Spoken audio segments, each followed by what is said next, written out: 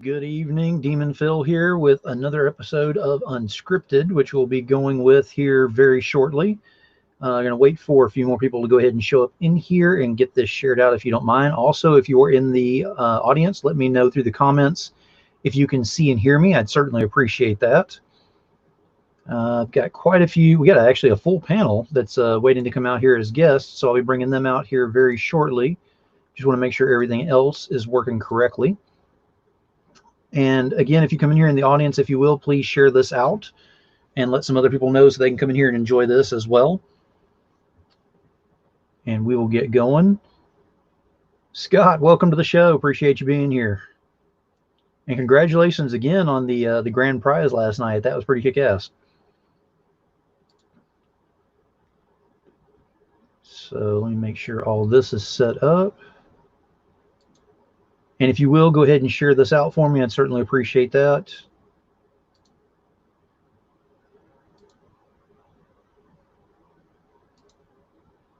All right, let me go ahead and drop the banner off of here.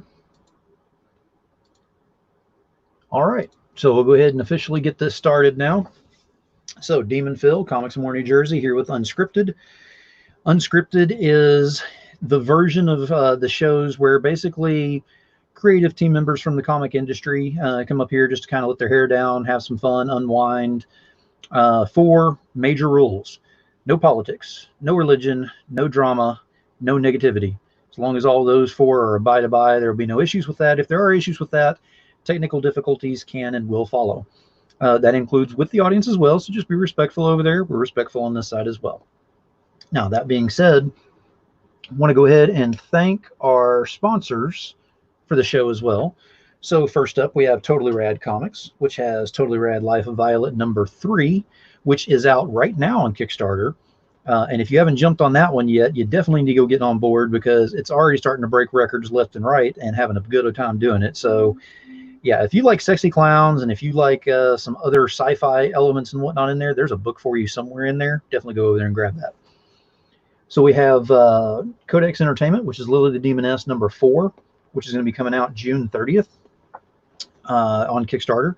We have Naughty Fairy Stripper Assassins #4, which comes out June 24th on Fairy Day on Kickstarter. And we have 183 Degree Studios, which is Kara Nicole and Alfred Trujillo. They just finished up with Confessions of a Cosplay Diva on Kickstarter. They now have it on Indiegogo, so you can go follow that over there. And then finally on this show, we have Pantsless Pizza. So if you don't know enough about Pantsless Pizza, well, keep involved on this and you'll find out the reveals as they go along. All right, now that being said, let's go ahead and start this puppy up. I've actually got a full panel here tonight. I mean, we have no seats empty, which is great. And we've kind of mixed some things up this week. Some new people are joining us, but they're not new to the industry by any means. And as soon as I mentioned about having a seat on here, they kind of jumped at the idea. That may or may not be a good idea on anybody's end, but we're going to have some fun with this. So let's go ahead and start introducing people up here. First up, we have got Jim Noble. Hey, how's it going, everybody?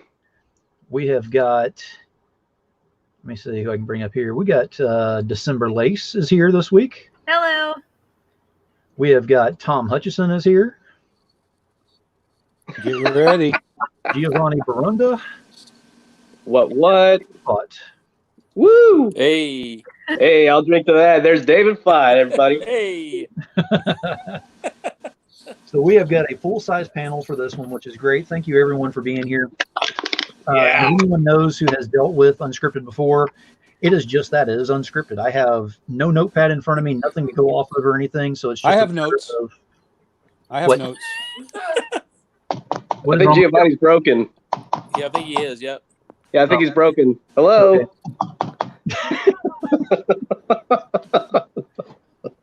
Let me go ahead and get him to come back again. Okay. Oh, David punched him out of the thing. Sorry, Tom. David tapped a little hard on that one. So with Unscripted, we don't have any kind of notes or anything that I deal with on my end. Tom says he has notes over there, so I have no idea what's going to be going on with that one. That could be all kind of interesting. Probably has something to do with a toaster and Godzilla and clowns, and there's no telling what all we can get into.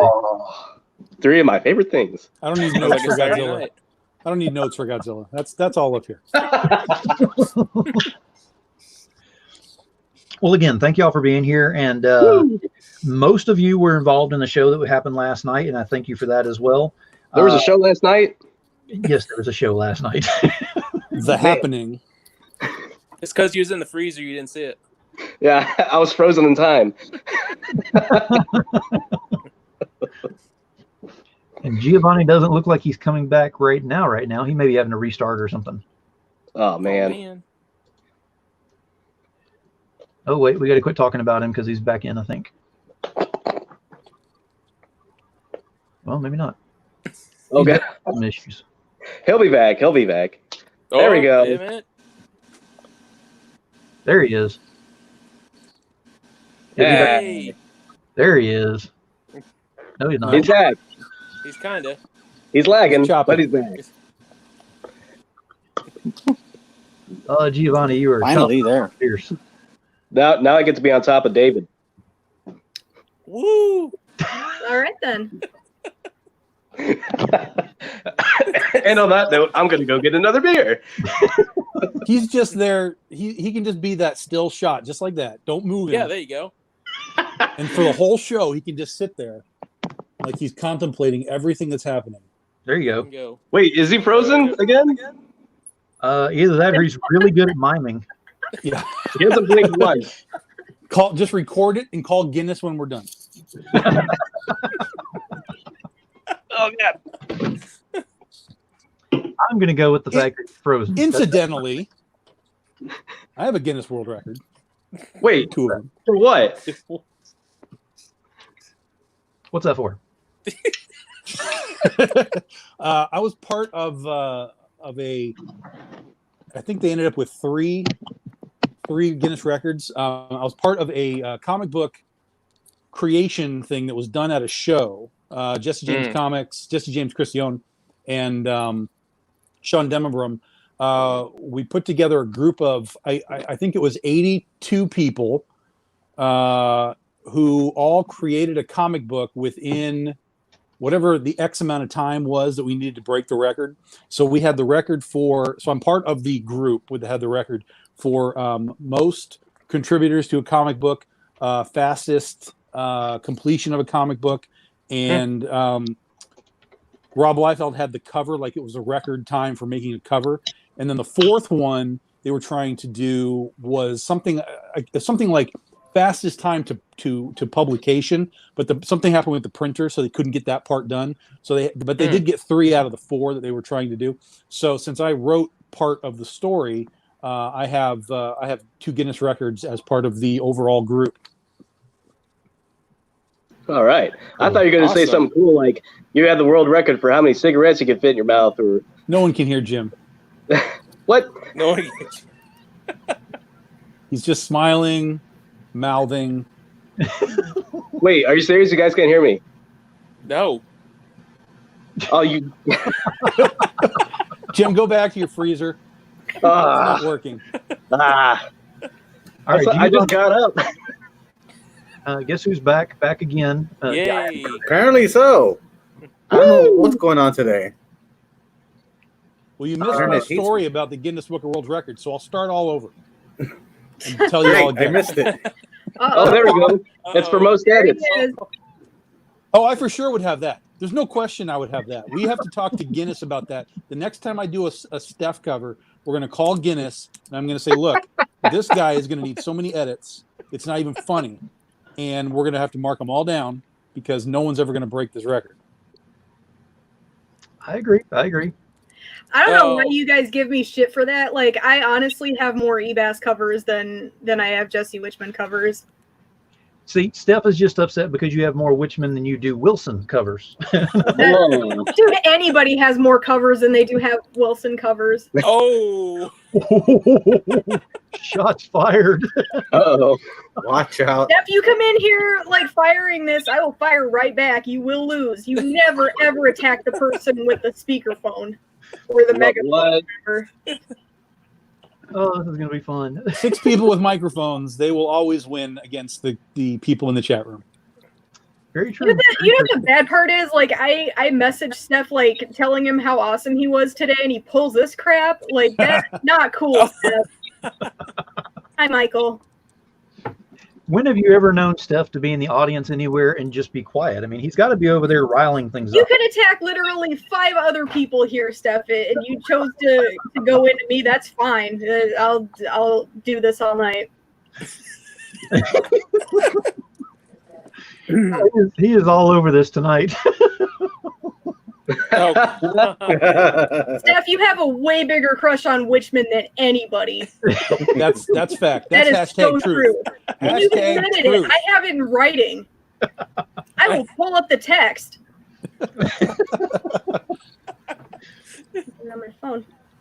I think next week we need to. I think next week we need to have a seat for Steph up here to go ahead and join in, so he can, not be just over there in the audience trying to rile things up. He can try to do it over here too. Well, we'll only have a spot if David's back at his Starbucks shift. Yeah, how is that, by the way? Your gift card's on the way, Tom. I forgot to tell you. I need That's good for lemon cake. I don't drink coffee, but I'll eat that lemon cake all day long. I need a venti mocha caramel. I don't know what they serve at Starbucks. I don't drink coffee. Can anyone hear Jim? Starbucks come on here. Just like, You don't drink coffee? Is that because it's hot and you can't keep it in the freezer? No, I don't drink caffeine. He's still just God damn it! a useless piece of this cog. I'm going to my freezer. Screw you guys. Go to the Jim, freezer. do yourself a favor. Turn your phone off. oh, no. Go to the Oh, no. freezer. Turn it back on. And try and join the technologically advanced. There it goes.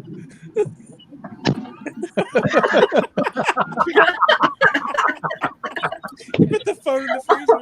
Oh.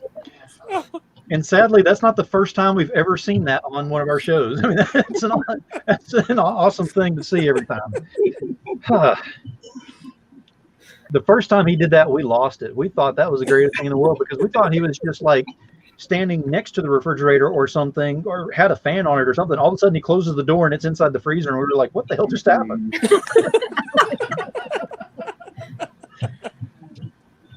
I forgot what I was saying. You guys I mean, is he fucked just me going to up. sit in the freezer until his phone works again? Is that his plan? Or until my arms get too cold. Okay. Can you hear me now, motherfuckers? So he won't turn on the air conditioner, but he leaves the door open the whole time. I don't. If you can see what I see in my freezer, you'll realize I don't have much to spare. So, or much to lose. I just got Red Baron pizzas, empty boxes of Red Baron pizzas, and some Eggo waffles. Why do you have Red Baron? Do you like hate yourself? Can you read Because I'm that? cheap. No. Wait, I what need does a it bag- say? I need Move a it bag to pen. the. Turn your phone off.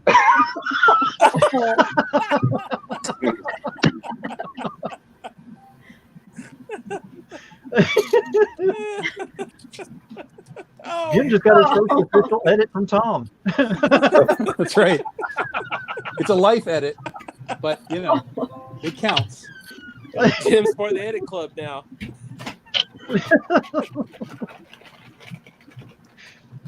And it's still going through my mind that you have to be on your tiptoes the whole time you're doing this. Yeah, I know it sucks. But like every now and then, I'll. I mean, he doesn't even have a step stool. Get yourself a dude. They're $3.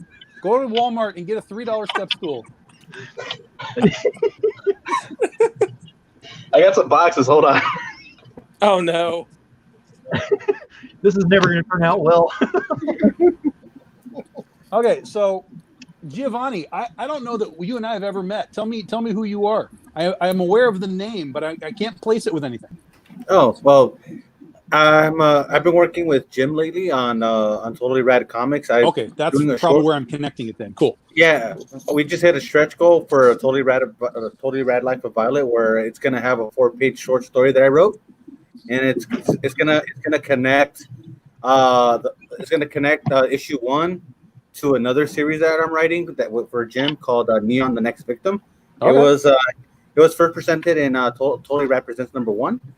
and it's like my take on an '80s slasher, but with fun new twist. And so yeah, I'm basically writing comics right now and having fun and getting to know a lot of indie creators and just learning from everyone. And I really enjoy your posts, Tom. You always appreciate it. I follow you on I follow you on Facebook because I haven't added you yet because you didn't know me, so I follow you. I follow your page. Listen, I'm way below 2,000. I need more people, so bring it back up. I've been on a tear of just unfriending people because I don't know who the hell these people are or how they got in my feed, but they don't connect. They don't do anything. Like, they're not Kickstarter backers. They're not liking my posts, and I'm not liking theirs. So guess what? You're out of here. Exactly. And I've drifted down below 2,000, which I haven't been below 2,000 in years. So no, listen, if for those that are watching, wherever you're watching, you're welcome to friend me up on Facebook. But if you're just there to friend me and then send me a link to your group, be like, hey, join my selling group. You're out. I hate that. I've had people get friended and unfriended in 30 seconds for that. But if you're there to just hang out and see what's going on, jump in. I mean, it's fine. I've got something like 800 followers, that haven't friended me, that are. I'm just like, I mean, it's one thing if I was at 5,000 and I couldn't get somebody else in. I get having followers, but to have the gap and just people are like, I'll follow. No, just get the hell in there. I know the algorithms probably are screwy with that too, because if you're just following versus friends, I'm sure there's an algorithm that you're not seeing, all of the content too. So feel free to dive in, man. I have over 4,000. Bow to me. On my Totally Rad Comics page, I have more followers on the page, but less likes on the page. So more people follow it than like it. It's kind of weird. Are they all wrestling people? Maybe. Like all of the, are they all wrestling people? All 4,000 of them? They're comic people. They're writers. They're readers. They're like a combination of people I've met over the years. But nice try, Tom. I still have over double what you have. Well, I could be at 4,000. I just choose not to be. Oh, okay. That's why you were just begging for people. No, that's why I told him to come on board, because I purposely cut out like 200 in the last month. Because what's the point of having 4,000 if they don't do anything? Yeah, exactly. They don't comment. They don't add to the conversation. Or when you message them and you say, "Hey, thanks for adding me," and they reply with a fucking like, media. And it's like, I don't know who the fuck you are, and you're just gonna reply with a thumbs up. Yeah. Either way, December loves all of you, so thank you for your support, and keep liking and following. Yeah. Together we are strong. Keep amusing you. Amusing or abusing? No, amusing, because they enjoy my nanny, which just brought me my Teddy Grahams. I need my snack. Yeah, December has fun posts. She's fun to follow. Do yourself a favor. So. Do yourself a favor. And I'll say right now, Jim and Giovanni both, y'all need to get over there on the doghouse and start paying attention to that, because that's fun every week. I thought I was in the doghouse. Yeah, and we're going to do so next week, or this coming week, we'll do our normal show, but then the week after that will be July 1st, and we're going to have we're going to forego the sales show, and we're going to do a live show with myself, Wendy Shaner, and CB Zane, and do our official first ClickCon gathering announcement group thing. So that'll be July 1st. So if anybody wants to come check that out, Comic Book Shopping Network is on Facebook. It is a selling group primarily, but there are a couple publishers, myself, Big Dog Inc., and Coffin Comics, and we tend to do things a little bit differently from time to time. So ClickCon is something we're going to do on Kickstarter in a couple of months, and we're going to make our first big formal announcement on July 1st. So hope you all come hang out. No, you don't even have to buy anything. You can just watch us jibber jabber. Cool. Definitely looking forward. I'm interested to see how the con's going to get bigger, because whenever Wendy did it, she did it like we've already talked about, where she pioneered it before it even became an issue. Yep. And now that it has been an issue and we've learned a lot from that and everything, now you're pulling together even more talent including her on building this bigger. And I'm just kind of sitting over here going, wow, how much bigger can this get? I mean, it's going to grow from what she did. She blazed a trail that I looked at and I was like, Jesus, well, this is, the possibilities here are endless. And after about a 2-hour Red Lobster dinner, she and I had the framework of this thing lined up, and we tapped CB on the shoulder and said, "Hey, you want to be the third?" And he was like, "Yep, I'm ready to go." And so now we've been working on all of our little details on how to make it like what she did, but add to it. And I think it's going to be a pretty cool thing. Very cool. I'm definitely looking forward to that, because that's the first time I've ever done anything virtual like that at all, where I actually felt like I was at a better event than a physical con for the first time. It was very strange. It was like I was part of the panels. I was part of the crew that was there and meeting different people, because you would go to their table and look at their stuff, and just the way that she had set up was great. So I can't wait to see how this is going to go with that. Yeah, I mean the framework is what she did. You know, I mean she's really smart. She's really creative, and you know, I kind of watched her as she was doing it. Kind of was like, what are you doing? I don't understand what's happening. And I started watching it and looking at it, and I'm like, okay, I get it now. And then when we were at Lobster, we were talking about it again, and it clicked. I was like, why aren't we doing this thing with more people? Like, Yeah. Why is this? I mean, not that you can't do it with essentially one creative group and one book and whatever, but the opportunity to expand what Kickstarter is and can be, and even beyond Kickstarter. I mean, this is going to become something that's going to be existing on Facebook and Instagram and, you know, Twitter and whatever. So, you know, the core of it will be on Kickstarter, because that's where we're selling the stuff. But, you know, we personally will be doing live panels, you know, similar to this, with ourselves, with our individual teams, because there's it's one book, but it's a 64-page book. So it's an anthology essentially, but each book is a full-size 20-page book. So each one of these has to have an individual art team, colorist, whatever. So not only will Wendy and CB and I be talking about doing this stuff as the writers, but we're also going to talk to our artists and our colorists, and we're going to have an Artist Alley addition to the convention, which will be different than what she had last year. So yeah, there's going to be a lot that we're going to try and expand on, and basically what we need people to see it, be involved in it, and tell us what's working and what's not working, or what we didn't think about, so that when we do this again, we can then take another step forward and be like, okay, we did it. Wendy did it. We did it. Now we're going to make it even bigger and better. So that's where all the fan base comes in. I mean, we love that you buy the stuff, certainly, but we want to hear back from you. You know, what did we miss? You know, what worked, what didn't, and what did we miss, and how do we make it better?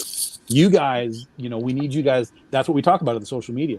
We need you guys to post on our posts. Like, tell us. We'll ask you questions all the time. Hey, what about? We need your answers, because that's the only way that we can, you know, modify things and change it and make it better. Very true. I do have one suggestion. Nope. And I don't know if this is in the works or not. Nope. Rejected. December needs to do a cosplay cover for wrestling for one of your Big Dog Inc. books. Did you guys see? She actually did a cosplay. Well, it wasn't for a cover, but she did a cosplay just recently for Bella on Princess vs. Zombies, and right. She actually cosplayed for us before, many moons ago, as Dorothy Gale at Comic-Con too. So she knows what she's doing cosplay wise. That was I think that was a Wizard World. It was either C2E2 or Wizard World. I think it was Wizard. You're right. Yep. Yeah, because I mean, I'm not saying that. I'm saying because CB has been putting in these covers with the wrestling covers on there for the past 3 or 4 projects that have gone through. Yep. It would just be really cool to see December on as a cosplay cover for that, I would think. I mean, that's just me. Well, you got to talk to him to say that either. You got to talk to the lady about that. I mean, she's got to do. I'm fine with it. Like I mean, I already said, like, I go where the fans want me. I just wanted Tom to know I did not tell anybody to say that.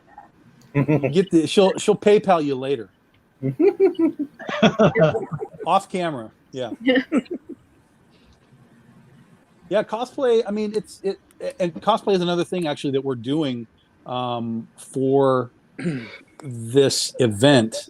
We haven't announced exactly what it is or how we're doing it, but cosplay is, at least hopefully, going to become a big thing for this as well. We've got a nice plan in place on how to do that, and not just a situation where we're saying, hey, come cosplay our characters. Like, we're going to do something large scale so that the people that are doing it feel like not only are they cosplaying, but they're part of this experience, and there's a reward at the end.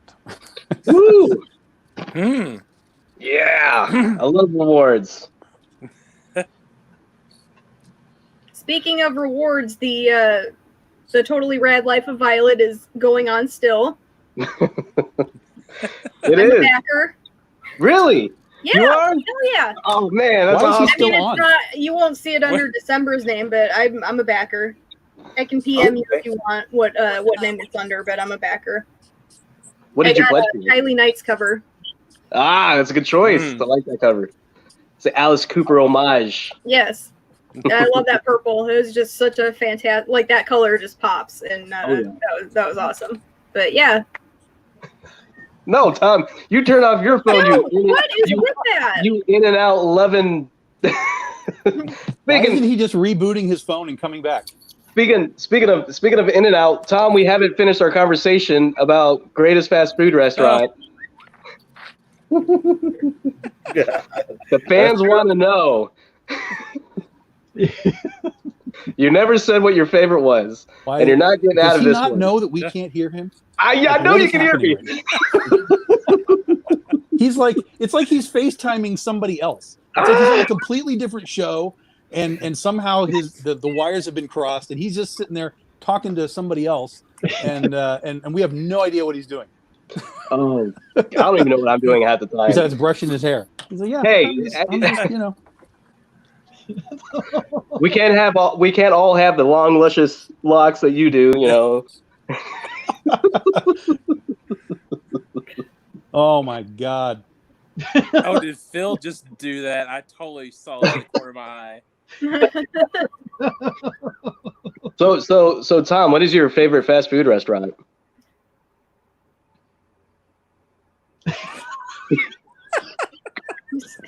God damn it. He's just sitting there going, I'm sending him a message because this is ridiculous. What are you doing, dude?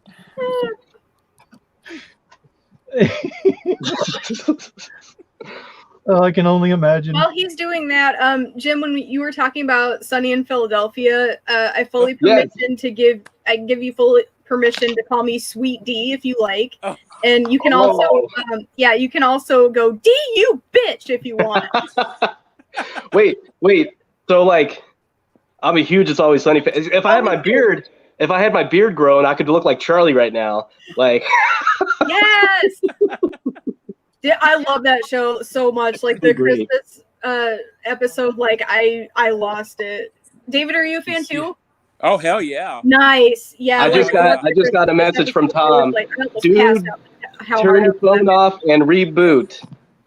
God damn. You meant to send that to Giovanni?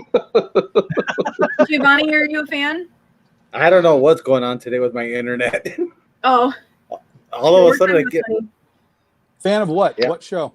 Sunny in Philadelphia. It's Always Sunny in Philly. Oh, I've seen a handful of episodes. Oh. It's okay. Yeah, I've seen a few episodes. I don't watch much TV. Oh, okay. What? Wait, awesome. Hold on. The guy who has a degree in filmmaking, I don't watch that much TV. Mr. Simpson himself. Are you holding out on us? No, actually, I watch movies a lot more than TV. You watch The Simpsons all the time. I know it because you messaged me. I grew up with The Simpsons, though. I can watch that. Like I have that on DVD. I was watching that today. I watch it every night. Dude, I've been watching it every night actually.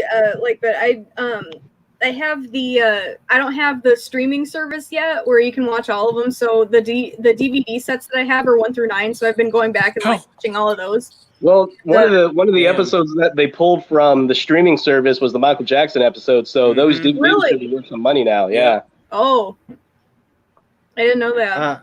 Yeah, I prefer the DVD. The DVD is better. You get the commentaries. You get the commentaries. Well, the FXX app had the commentaries on with The Simpsons, but then when Disney bought them out and made it worse, it's like bring back the commentaries, man. Like FXX had everything. Messaging on Facebook, and I don't know why he's talking to the screen. He's literally messaging me on Facebook,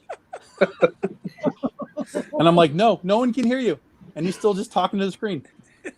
Dude, anytime Milhouse comes on the screen, like I'm gonna lose it. Like I crack up when he says stuff.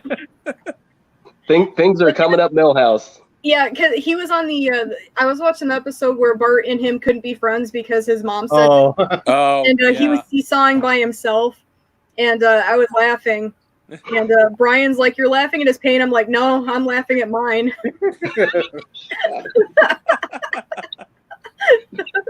I always enjoy the guy that's supposed to sound like Charles Bronson. That's always the random backup character. The guy with the mustache, the bald. Yeah. Yeah.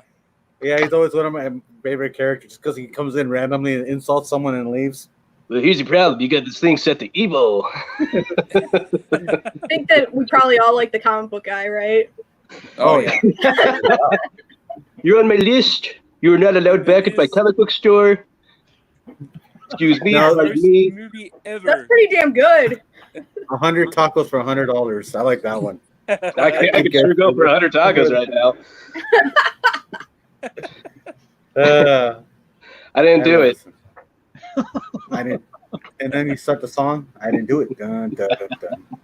But it's not as good. It's not as good as Simpsons Christmas Boogie. There's Simpsons Boogie, and then there's Simpsons Christmas Boogie. Mm-hmm. And that swept the Grammys that year when that came out. Really? You're quoting that? Behind the laughter. Yeah. Dude, he's got a Simpsons shirt on. Of course. Yeah.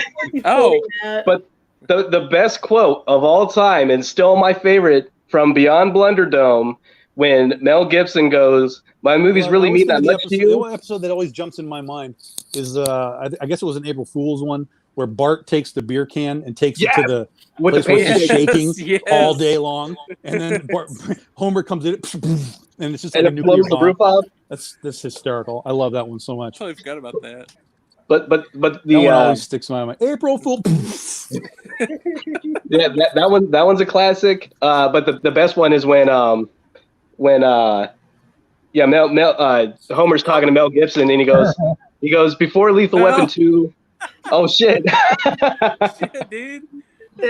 I had the same one. One of my favorite one. episodes ever. I got a pop. I got one of those pops of those. The moo Nice. outfit. Yeah, he's just like all proud of himself, like walking in his moo and. To continue, hit the any key. Oh, where's the any key? I see Alt, Catarl, and Pigup. God, I miss old Simpsons. That was the wonderful writing back then. Yeah, absolutely. I mean, you had boy Coney. Well, and now Conan O'Brien. Actors are dying, and what's the guy? Hank Azaria? He's like, I don't want to do Apu anymore, and it's all changing now. That's one of the hard parts about doing like TV and movies for so long with the same people, because people die, man. I mean, it's like, what are you gonna do with that? Well, and the voice of Marge, it's a little easier because age you don't have to really worry about. But it's like with the Marvel movies. I mean, you're not recasting Iron Man ever. Yeah, ever. No. It'll take 20 years before you can recast Iron Man, and people would be like, yeah, this is fine. But for the next 20 years, Iron Man doesn't exist in the Marvel universe. So, well, I mean, he'll be back as AI probably. They'll probably have Ironheart or Rhodey or whatever. But as far as a Tony Stark Iron Man is gone, and that's it's kind of a weird. I mean, he gave us a decade, but it's kind of a weird situation to be like, yeah, these guys are gone. Chris Evans is gone. I mean, he's not dead. Technically, he could be, brought back somehow. But Tom, we don't talk about that. I'm already upset. Okay. Spoiler alert if you haven't seen Endgame by now, but Tony Stark is dead. I don't think the people watching this show right here like have not seen it yet, Tom. I think that they're all caught up. You would think, yes. Well, unless they're a DC fan, they don't. I'm going to be safe in saying Tony Stark's dead.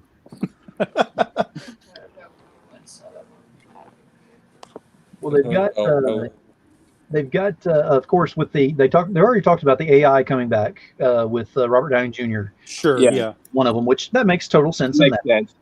Well, and I can see them coming back as flashbacks or as a hologram or something. But as far as like Iron Man 4 or whatever, like that's not happening.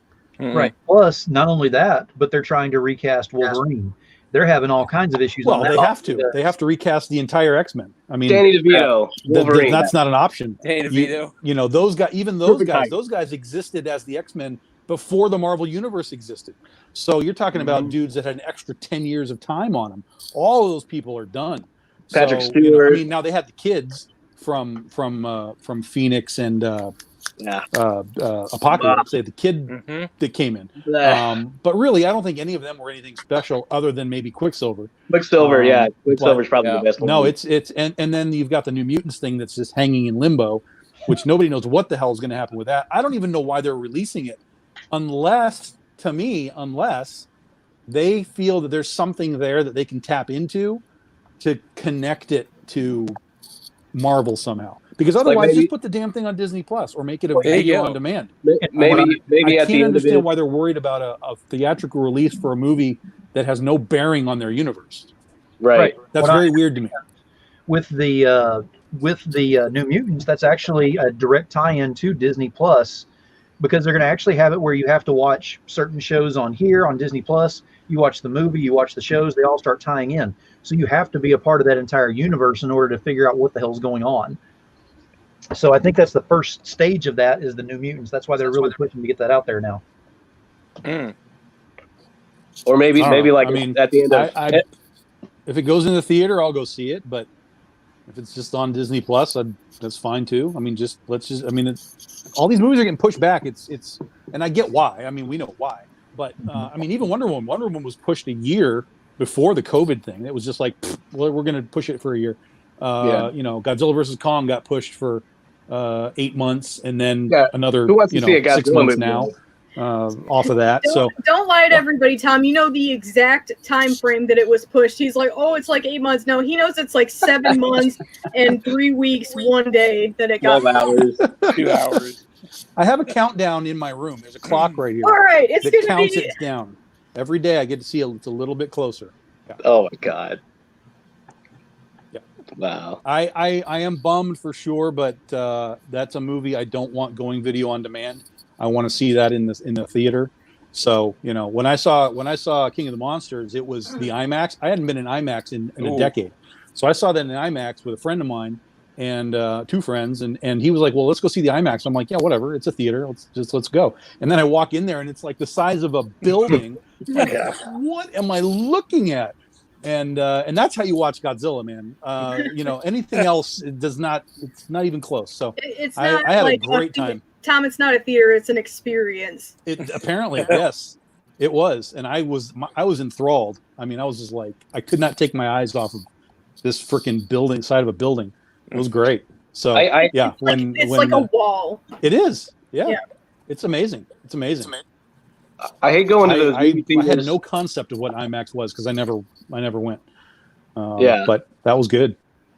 So that's what I'm waiting for next year. I'll just go drive to wherever the IMAX is and see that again. I hate going to those movie theaters that have the seats that vibrate. My girlfriend loves them, but I can't fucking stand those movie theaters. Like where you're just sitting there and then the whole chair starts shaking. It's like, what the fuck, man? Like I'm just trying to watch the goddamn movie. That's the 4D experience. Yes. I fucking hate it. It's like boom, and then the whole fucking chair shakes, and like I'm trying to eat. And I can't remember what it was called, but there's apparently and this is an upgrade thing where you have the screen, but then there's screens on the side where the thing starts going sideways, like kind of around you. Yep. Now, the primary, whatever you're supposed to see, is going to be on your main, viewing thing. But like for a Godzilla movie, for example, if they're all up here fighting and doing their thing, on the sides, it'll get like, you'll see like buildings and destruction and smoke and whatever. So it like encompasses your entire, viewing experience. Tom, that seems like something that you invented for yourself. Like, I've never heard of that. I know Dave's never heard of that. So, like, that just sounds like an isolated thing that you've made. It sounds batshit, but I saw pictures of it. So, they're always trying to do this extra crap. And, I'm not saying that it's like for 3D. I mean, I just don't care about 3D. It just doesn't mean anything to me. But something where it's like a full sensory thing, that sounds like it might be pretty cool for the right movies. I mean, obviously it doesn't matter if it's, your dumb rom-com, but for like Star Wars or Godzilla or, one of these Marvel movies or whatever, that would be a cool you want to see Porky's in 3D thing to just have, No. Oh. No. Well, they even have the theaters that have the whenever they have the explosions and everything, the air actually blow at you from the top of it. Yep. To simulate an explosion, the air coming at you would really just. Well, there was a place in California that had the chairs would move, and so they had the Fast and the Furious movies, and you'd sit in the chair, and when the cars were moving, you're doing this. I'm just like, what the. Come on. No. It's like for 2 hours, you can feel like Vin Diesel. That's exactly right. Yeah. Okay, I can go to a gym and feel like that, I guess, if I want There it to. is, Omni-Man. Get a couple of muscle milks. Russell Listen Allen. to Skrillex if I wanted, I guess. Full peripheral movies.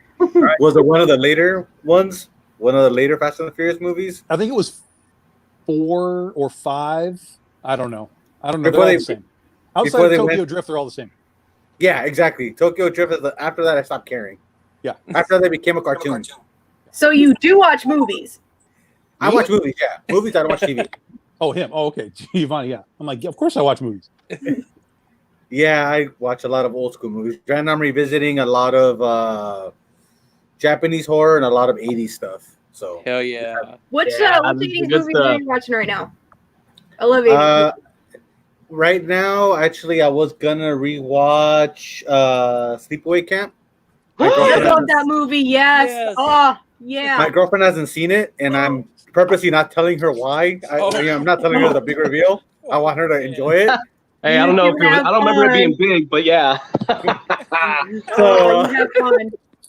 When are you guys gonna do that?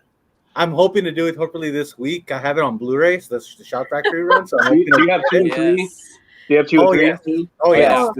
I partied at 2 and 3. Those are my favorite.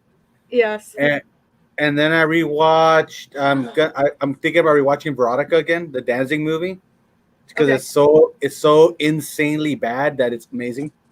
That's what I've heard of that too. Like so many people were talking about that. It's on my list. Yeah, I was gonna try to make a drinking game out of it, and every time something stupid happens or something funny, but I would have been shit faced in the first probably 30 minutes. So if you want to do that, there's one that just came out called Velocipaster. Oh, and it's ridiculous. Have you guys heard of this one? No. I've heard about it. Yeah, I got one. I got one even better. Rubber. No. Oh, that movie. Tire. Hey, that's a French artsy movie though. Oh. I want to know more about this Velocipaster. Is that one of those things from the Sharknado guys or what? It's pretty much what you'd expect from that title, but yeah, it's a lot like that.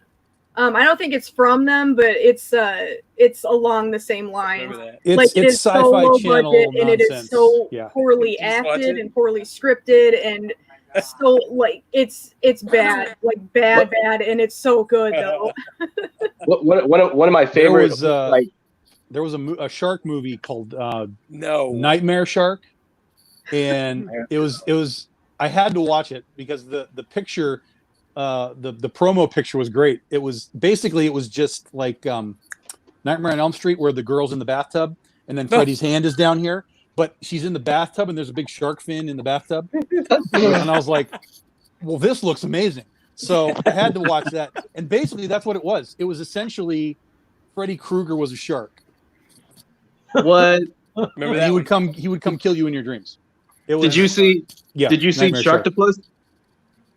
No, I haven't. No, that sounds awesome though. Ralph Garman's in it. It was something. And like, it was something. But there's one definitely image was like, yeah, I'm sold. Ghost Sold Shark. on that immediately. Have you And seen Ghost a Shark? lot of those, there's so many of these retarded shark movies now. There was one that I saw was called Avalanche Shark. I think it's also called Snow Shark, where the sharks are swimming around in the snow. Yep. What the hell? Who is so high, not only to write it, but to like green light this stuff? You know, it's like there's Sand Shark. That was the first one. He's swimming around on the beach, and then they were like, "Well, that's cool, right? Let's put him in the snow." And they're like gliding down the mountains, like. No, I'm out. Killer sharks are great, but here's one: Deathbed. Oh, God, I've seen Kung Fury. Kung Fury is amazing. Both of them. And I've heard of Iron. I haven't seen that one yet, but that's Iron Sky. the trailer for that. Isn't that the one with Hitler? Yeah. Yeah. Kung Fury, yeah, and has a great Kung Fury's amazing, man. When you get that. And That they was got like one of Michael the best things I've Fassbender. ever seen in my life. Kung Fury. Is Kung Fury the one where the dude punches the guy through the stomach, and it like leaves like a perfect circle? Maybe that's Kung Fury. derailing my shark talk, Michael. Appreciate that. No, that was Kung Pao Enter the Fist or something like that. Yeah, Yeah. like Kung Fury is the Vikings and the It's like an 80s kind of guy. yeah, Like, it's almost, like a video game in the Yes. Okay, I have seen that one. it's only like a half hour. Yeah, like he goes back in time, right? He has like a Yeah. dinosaur. He's a detective, and he has a dinosaur partner, right? Yeah, there was a movie on the other night on like Amazon. I was just flipping around through the horror section, and there was something that looked kind of cool, and it ended up being like this 20-minute short. It was like this zombie movie. I was like, well, this looks really cool, and they're going out on a boat to get away from the zombies and stuff. And then all of a sudden, it's just like, oh, we're over, we're done. This is retarded. I can't stand shorts. Like, give me a damn movie, not like 20 minutes of like your concept. Even if it's Dream Shark or Nightmare Shark, give me the whole thing at least. Oh, yeah. There's one called Carousel, and it's about a carousel horse that just gets tired of giving rides to everybody, so he goes rogue and he kills people. Why have I not heard of these? And it's pretty amazing. God. Okay, remember that one. Who has a fur baby? Let's see. Is it a unicorn? Yeah, it's a horror movie, and it's also very poorly done and poorly scripted, and it's glorious. So it's like any horror movie. Versus Dale versus Evil. That's Yes. awesome. When you talk about the medieval times guy, that's great. all right, you are. I love the kitty, Giovanni. Oh, thank you. What's your kitty's name? His name is Aries. Hi, Aries. Oh. He wants attention right now. We'll give him the Fanta. What flavor? No, Fanta? he just got fed, so I don't know why he's being annoying. Because he's a He wants cat. cuddles. It's Catterday. That's what Give they him do. cuddles. Yeah, the other cat's by herself, just ignoring me. So we have two. So It's Catterday. it is. It always is. I have the black one here. And she hates everyone. Oh, what's her name? Aria. Hi, Aria. Oh. Funny enough, she's named after a dancing album, Black Aria. Nice. I was about to ask, did you name her after the Game of Thrones character? That's what I was gonna ask. No. I love the Misfits, so we've always wanted to get a black cat and name the cat Dancing, except it's a girl, so we couldn't name her Dancing. Well, But you in could. today's world, in today's world, you probably can. I didn't ask the cat what identifies as, but Yeah. we just changed it to Aria. We were like, Black Aria, okay, it matches her. So yeah, I named the girl and my girlfriend named the boy. Aries. Yeah. We got two cats here. We got Talia, which is the black cat, and the cat that I have, which her given name is Shithead. Fair. Actually, she answers to it. We have to call her Stinkerbell because of the people that are around or whatever. But yeah, Shithead is her actual name. If I need to get her attention pretty quick, I can just yell out Shithead and she'll come running. So I call my dog expletive names. Like asshole or you little fuck or no, I mean actually whenever I had her fixed and everything, I took her up to the vet and everything. They asked for her name and I gave it to her, and she looked at me and she goes, are you going to want a tag for that too? And I was like, yeah, sure, give me the tag as well. Shithead. It's pronounced Shafid. It's a French cat, please. Oh no, it's a. There's this one lady that she had a like an 18-pound gray cat named Taco. So like when it got on the shelf at like 10 o'clock at night and she had to call it down, like her neighbors would hear just like, Taco, get down from there. What are you doing, Taco? Like Joker doesn't respond to anything. He's just a ball of energy. He just runs from one end of the house to the other, and he just, since he doesn't respond to anything, I'm just like, come here, like little shit, like get over here, and he just runs away.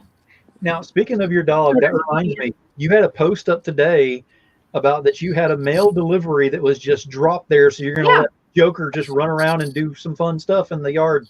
I hope he poops on the lawn so the mail guy can step in it, because he just like he didn't use the sidewalk and he just dropped the package. Like he didn't place it down or anything. And it was my Nathan Zerdy like cosplay special edition symbiote cover that I had to like wait until they dropped like on the Comic Elite site, which thankfully Comic Elite did an awesome job like making sure that they were packaged correctly. Because I have problems with some of these eBay sellers nowadays that they're like, oh yeah, we'll put these in an envelope and make sure it's shipped okay and all this, and they have no idea what they're doing whatsoever. Comic Elite, like if you guys are listening or if anybody's listening, they did an awesome A+ job of packaging and making sure that these comic books got to me safely and packaged properly.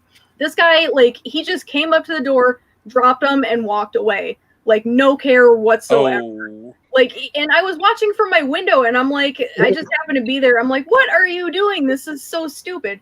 Anyway, so they were in a Gemini box. They were in a top loader. They were in bag and board. Like, everything was secure. It was totally fine, because if it was in anything else, it would have been just, like, destroyed. And it's like, I had to, those things were, I don't know if you guys knew about it or not, but Nathan Zerdy did, like, this 3-cover series of the Spidey girls. So MJ, Gwen, and Black Cat were all pinup style with the symbiote covering them for the nice version, and for the naughty version, you know, just regular naughty version. And like you had to be on the site immediately to get these covers. And like I finally was like, I was able to get them, and like they were very tricky to get. So I was anxiously awaiting them, and to see that happen, I was very traumatized. I'm like, no, don't do that. I normally don't like wait around for covers. Like sometimes I'm able to, and like this is the one case that I'm like, I want to get them because I'm a fan. But like, yeah, dude, I do. Okay, Steph, you know what? Hang on. Oh no. Uh-oh, she's up. She's going to Steph's house. There's gonna be an ass kicking coming. Here. Steph, this is Steph's lovely cover of Princesses vs. Zombies, Big Dog Inc., issue 0, which I have. Oh, first showing off Steph covers. Hold on. Yeah. So make sure everybody gets a Steph Wilson cover, because he's doing awesome right now. Hashtag boobs are fine. Yeah. Yes. So he's doing excellent. Yeah. See, and here's the cream pie cover that Steph Wilson did. Steph Wilson and Carrie Ann for Totally Rad Comics Presents #1, which is the first appearance of Roxy Feelgood, Neon, and Trix. So there's it's a X-rated cover that can't be graded by CBCS, but it can be graded by CGC. I've got another commission piece, which you guys have seen on the show that I did the other night, but just in case you haven't seen it, here it is again. This is one that he did for me with Princesses vs. Zombies character Cindy. He did it. This is one of a kind so far. He did the hair that I asked him to do, but he came up with the dress on his own. And he made it like exactly how I wanted it. Like it's even better than I thought it was going to be. So it looks amazing. I also have a commission piece from Steph Wilson. And this is Violet from the Totally Rad Life of Violet, which is now on Kickstarter, by the way. Totally Rad Life of Violet #3/Rax #1, which is currently at $14,000. How is he talking to himself for an hour? So yeah, this is the one of a kind Steph Wilson sketch that he did for me on his show a couple weeks ago. And I have another Steph Wilson piece that this is the design that he did for White Widow that was not picked up, but I loved. So he was like, "Oh no, it's okay. You can go ahead and take care of it for me," which was totally awesome of him to do. And I will never be able to express my full gratitude, but I loved this concept and this design. So that's for White Widow. And now it has a happy home. I feel left out. I have no Steph Wilson cover, and I feel left out. I don't either. So this is the Totally Rad Comics Presents #1 cosplay kitty cover that Steph Wilson did. This is the original cover art that I own, and I will not sell it. So please don't ask me to buy this. It is mine, and I will never sell it.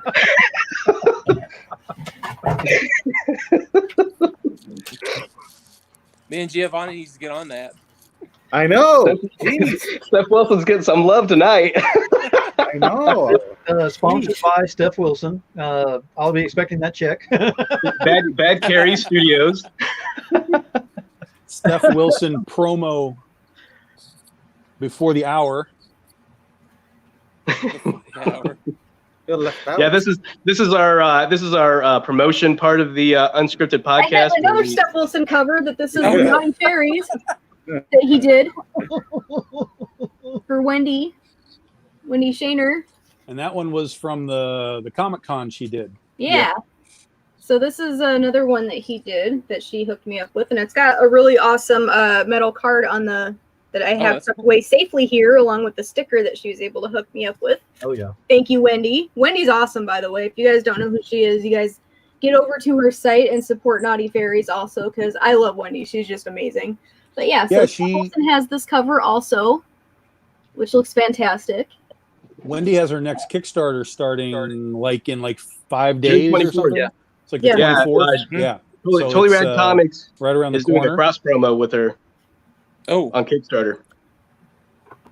The 24th is Fairy Day, so I was like, we were doing our Goth Day stuff, and I was like, hey, Wendy, you know that the 24th is Fairy Day. You should put out a fairy cover. And she was like, oh, that's cool. And she decided to just launch a Kickstarter on it. Like, okay, that works too. That Koi Pond one that she just released today, it looks amazing. She's got that I think it's what she do is it lenticular in the bottom, the Koi Pond.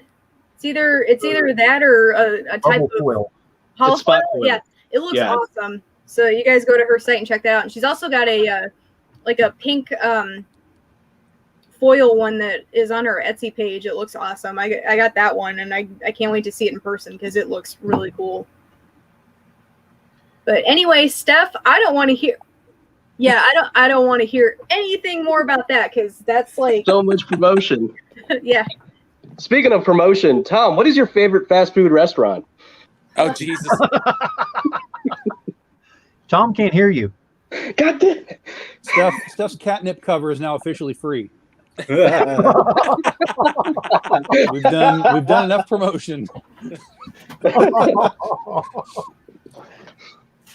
It is now gratis. Well, there's an exclusive for the show. Steph Wilson is now free on the catnip covers. Everybody heard that, right? Steph Wilson is free. And if you're on the Patreon for Big Dog Inc., we actually posted his rough that got approved, so you can actually watch that cover come to life. Yep. Yeah.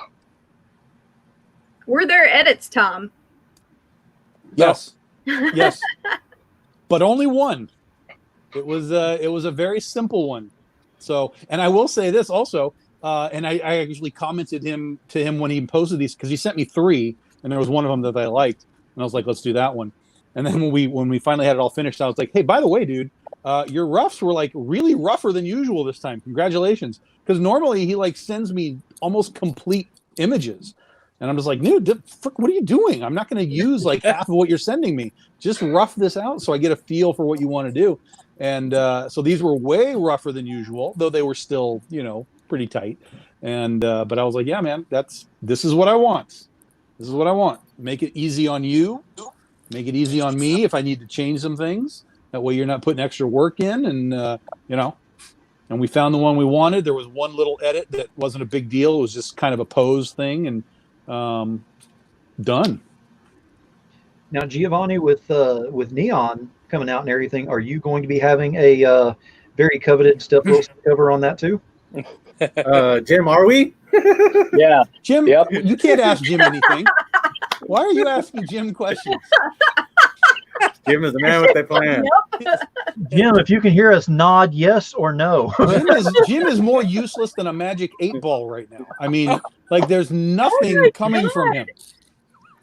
Jim, I'll go with you in the freezer and we'll watch freaking Macho Man Randy Savage over here. Just tearing me down. Jim has been talking to himself for an hour.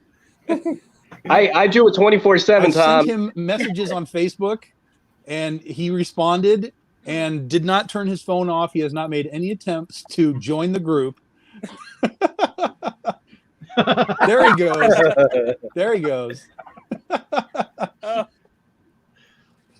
But from what I understand, yeah, hopefully we'll have a okay, so Steph Wilson doesn't even get a Steph Wilson cover discount, and he'll tell you that. See, the only reason Jim's turning off his video right now is so he can flip everyone off on the panel. No, Jim did that so he can just go like, "Oh my god, I gotta keep doing this for like at least 5 minutes."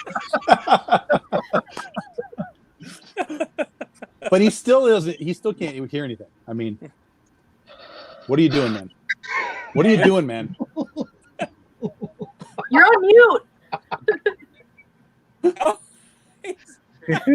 Jim, get closer to the phone. We can't hear you. So dramatic. So dramatic. And then I hit unmute, and now you can hear everything I'm saying.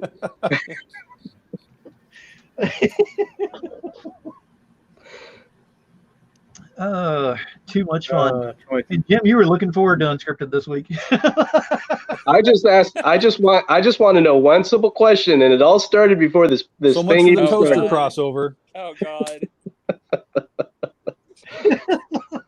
Did somebody say crossover?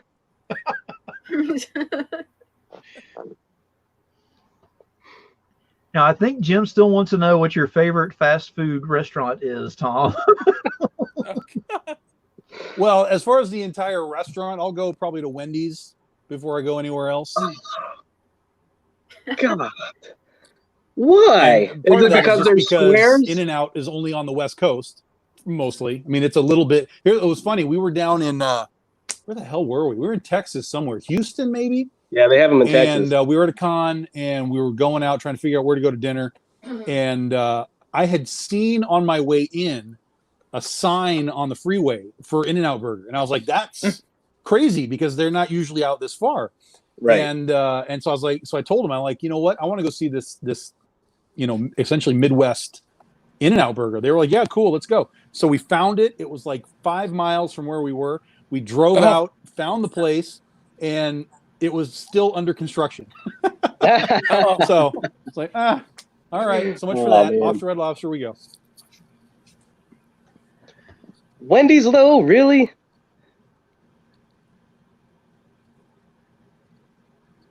Yeah, I don't. The other thing that he was talking about was drive-throughs, which was like the worst creation ever by man. I drive to every con that I go to across the country. I can't even tell you the last time I drove through anywhere. I always stop, go in, make sure that shit is right, and get it taken care of. Okay, Drive-throughs. You got a good point there, because they do fuck you in the drive-through, as Joe Pesci would say. He can't even respond because he's just sitting there smiling. You're fucking with me because everyone's not saying anything sometimes, so it's just like, fuck, am I really not? He's my spirit animal. That guy's an American treasure. December, I don't know if you can see the YouTube comments by chance, but you might want to look over there at what Russell's putting by chance. No, I can't see him. No. Why? I'll put it up here, but you're going to have to take action on this one. But we're talking about Russell, so. What? Oh no. No, if I did, I'd claim it. It's still my Teddy Grahams. Oh my God. I just figured you guys wouldn't want to hear the crunching. But nice try, Russell. I'm one of those, like, if I ripped ass, I'd claim it.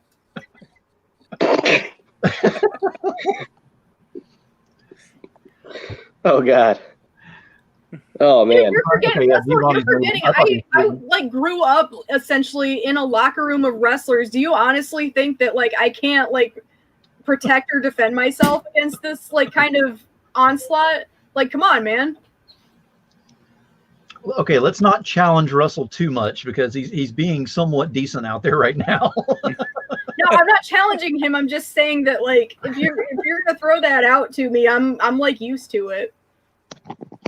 He would have loved being in the locker room though. Like the guys would have loved him. What's up, Lewis? What's going on?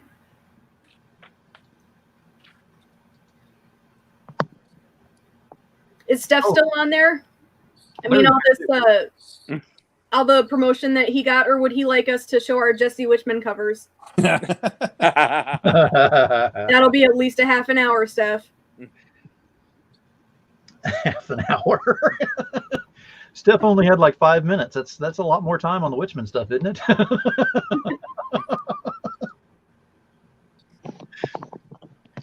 I think we can go through and start showing Jim's covers maybe, and that'll be kind of the neutral ground.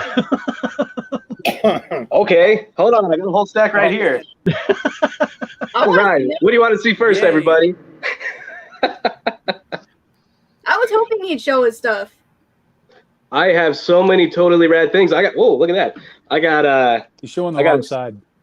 Yeah. I got a special foil cover. Well, you can't really see the foil because it's in the back. Thank you, Steph.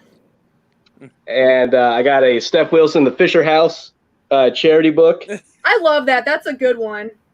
I have the May the 4th charity story that Steph did. I have part 1 of 2 connecting 3 issues that connect. So these are the Sexy Clowns, Roxy Feel Good, and Tricks.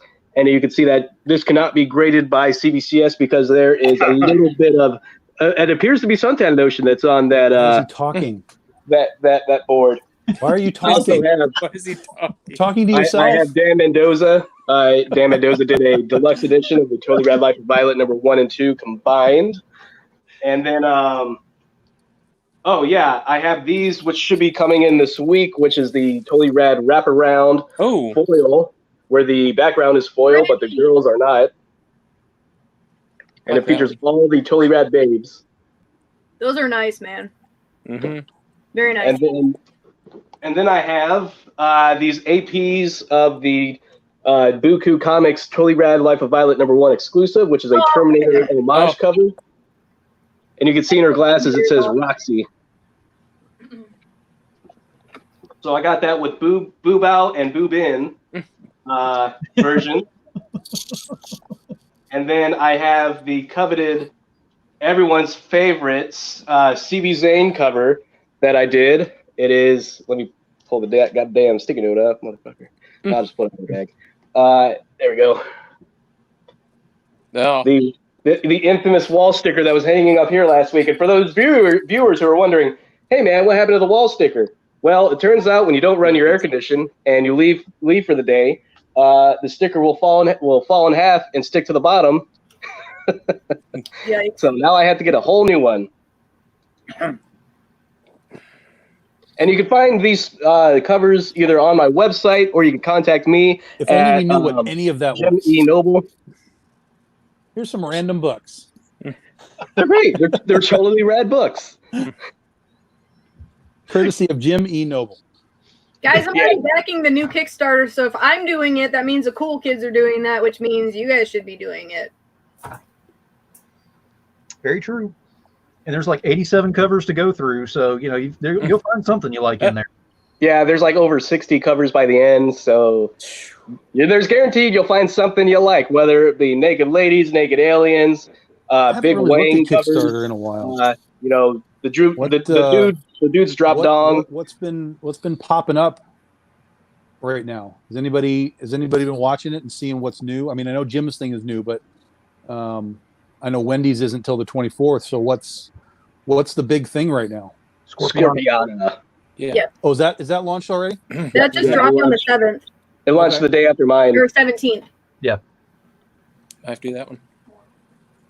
And I'm doing a cross promo for Wendy's Kickstarter, and I'm also doing a cross promo with Lewis's Kickstarter that's coming out on the 30th. That's a interesting discovery, that somebody that we don't know. Like, I was surprised last night when I mentioned the Moby Dick zombie book. They were like, "Oh yeah, that's that dude's book." I'm like, "Whoa, yeah." Okay, I thought that was pretty out of left field. I never heard of the book, and it's not even for issue 1; it's issue 3. Yes. So I got to catch up. Yep. So there's this is interesting. The number of campaigns is going way up again. We had this talk when I was going to launch Princess vs. Zombies in April. People were like, "Dude, you can't launch this thing right now." I'm like, "Hell yeah, I'm going to launch this thing." And there was like 100 at the time I launched it. It was like 125 projects, something like that, which is almost 100 fewer projects than normal. And right now we are up to current comics projects is 186.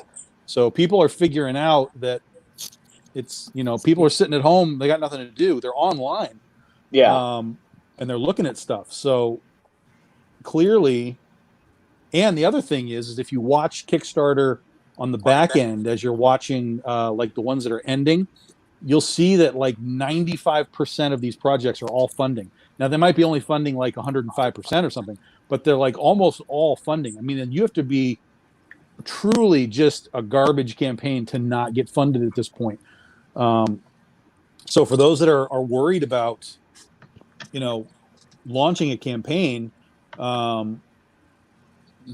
I mean, just bring your A game, and there's definitely people there that are looking for stuff. Oh, there we go, ending soon. I wanted to see what was ending. Oh, the Minx Cyberpunk, that's ending soon. Yeah, that one looks pretty cool. The window for getting into here and doing a Kickstarter and not having that many people that you have to worry about, as far as opponents on there or whatever type deal, that window is closing very quickly because, like Tom said, people are starting to realize that you got to get out here and get this done. So we went from, before the current situation, everything outdoors and everything, it was like around 400, 500, projects that were out there, to like a whopping 125 during the peak of it. And now we're popping back up to, 180 to 200. So you can see the incline coming back. So you got to catch in that window before it gets back up to 500 people you got to compete with. Mm-hmm. Yeah, well, and the like competition. Marvel doesn't books out. Yeah, so Moby Dick has actually got 4 days left. For those that are listening, it's called Moby Dick Back from the Deep. From the It's got deep. 4 days left, but it's already funded. Yeah. Yeah, I want to know if he saw Mandy Moore on the way up. Like, did he find her in the cage when she was 47 meters down? That's a shark reference, Lady December. It is. Or did he find that guy on the Titanic? What's his name? Saw, Leo. His name is Jack. Okay, don't. No. Disney versus Zombies. I am personally attacked with that one. What? Because I don't remember Leonardo DiCaprio's worst movie No, role? because you referenced it, and I am not over that. The what? I still have to go to therapy over Jack's death in Titanic. No, technically he washed up the shore in Inception, so... We're still worried about Jack 20 years later? It is not 20 years later, Tom. It is like 23 years later, I'll have you know.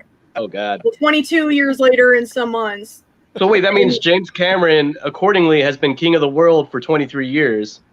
Yeah, but he watch the added whole to that movie? with Avatar, because I guess the Avatar broke Titanic.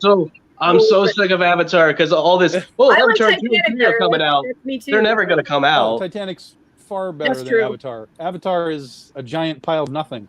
Yeah, I cannot understand. I like the color in it. It was cool. I mean, I came out of it like, that's fine, I guess. Steph, we're talking about Titanic right now. I wondered about that because I wanted to ask you about that because I remember seeing a cover that you did for that character, and I was like, was there ever another issue? Like, I didn't understand. Yeah, Titanic's great. That's a legit good movie. Mm-hmm. See, I like James Cameron for Aliens a lot. I can say I've seen Avatar. I've seen Titanic probably, I don't know, maybe a dozen times on DVD and whatever, TV and whatever. I have seen Avatar a total of one time, and a total of like 20 minutes again when it was on TV at some point, and some friend of mine was watching it. I was like, dude, you got to change that channel because I'm not sitting here for 2 hours watching these blue fruits fly around on their bats. And I think that we've all probably seen Terminator 1 and 2 like a good 20 plus times, right? Sure. 20 plus. I mean, we're talking like 100, 200, 300 times. All right. I mean, yeah, that's fair. It's not that Cameron makes crap. It's that Avatar was stupid. That's all. Not every writer or director makes a masterpiece every time. That's true. I mean, just funny things about Avatar. Close, though. I love one of the things that he did with Avatar, though, is people were coming out of it, and the reason that it succeeded is because it was just so fucking bland that people had to impart something from themselves onto it. They saw what they wanted to see in certain situations. I didn't see what I wanted to see. Cameron did an interview one time where he was asked, "So tell me what are the themes? What is Avatar really about?" And he said, and I'm paraphrasing, but he basically said, "Doesn't matter what I think it's about. It only matters what the people who are watching think it's about." And that's it. I was like, that's freaking brilliant, because now everybody's right. It doesn't matter what you say. I liked it because of this. I liked it because of that. I liked it because of that. I think it's about this. You're right, because he's not telling you anything else. So he was very, very smart in his interview with that, which I definitely can commend people who are creators who come up with things like that. Even like when The Walking Dead finished, when Kirkman was like, "Pop, this is the last issue," I was like, "Fuck you, Kirkman. That is the smartest thing you could have ever done, maybe in your entire history of writing, because there was no way to wrap up The Walking Dead like, hey, we're going to issue 200, and then when we get to issue 10, we're going to be done." Like, the hype, there's no chance of you can land that ending and have people be like, "Wow, what a great ending." So he was just like, "Yeah, number 95, we're done, we're out. See you later, 93. guys." And damn it, that is so smart. So smart. And the retailers were all pissed off because they couldn't buy more issues. Of course not, because you want that hype. That is how you built the hype. Oh shit, it's under-ordered book, just like issue 1 was an under-ordered book. It's like 10,000 copies of number 1. There's nothing. 7,000. Number 1 first prints. So, it's like, and now it's just like, yeah, number 195, we're done. We're out of here. See you guys. 193. So smart. So smart.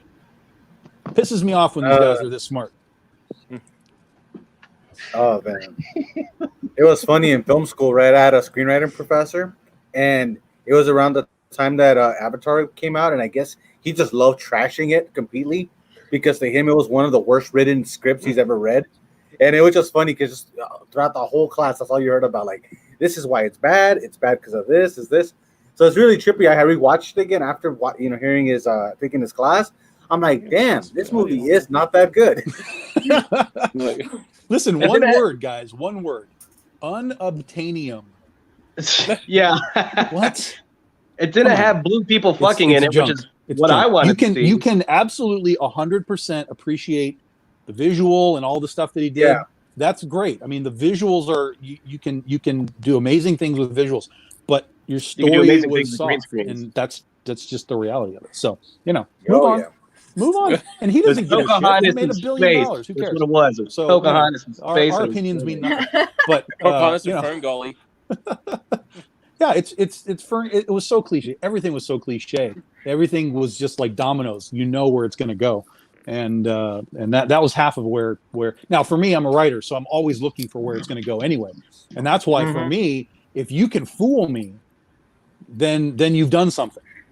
Because I'm like, if I can look at your movie and be like, well, I know you're going to go here, here, here, and here, and then if you don't, I bow because hey, you fooled me, and nice job. But so many times we just run these cliche things that are just, well, this and this and this and this. Well, obviously, it's just not a thing for me. So a lot of this stuff is it's fine to be popcorn movie, as they call it. Just turn your brain off and eat your popcorn. I get it. I mean, listen, I'm a Godzilla fan. I get it. I understand. But I can also come back and say, listen, Godzilla fans are not, or Godzilla movies are not masterpieces. You know, a couple of them are good, but as far as the rest of it, they're just popcorn movies. So I can accept the popcorn movie thing, but that's what I expect from the Avatar fans. You can love it all you want, but just admit it's not really a good movie.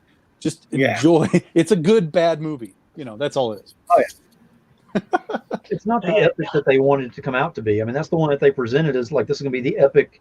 This is, one of those movies that's in the same realms of, Gone with the Wind and Wizard of Oz and Titanic. No, it's not. No. Not even close. Cameron just needs to give us True Lies on Blu-ray. That's it.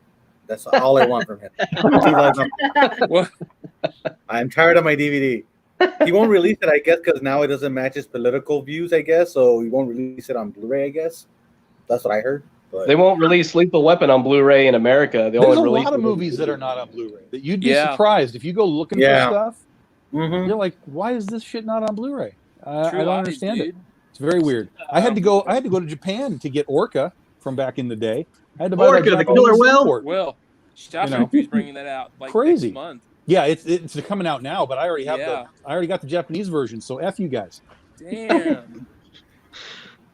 Orca was what, 78, 79?